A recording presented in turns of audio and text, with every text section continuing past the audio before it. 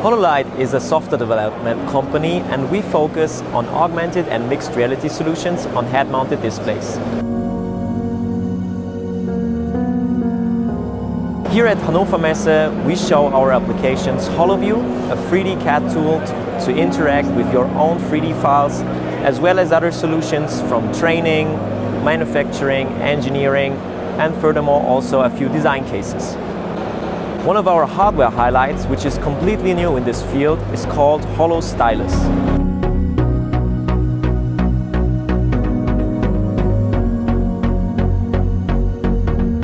Holo-Stylus is an input device for head-mounted displays.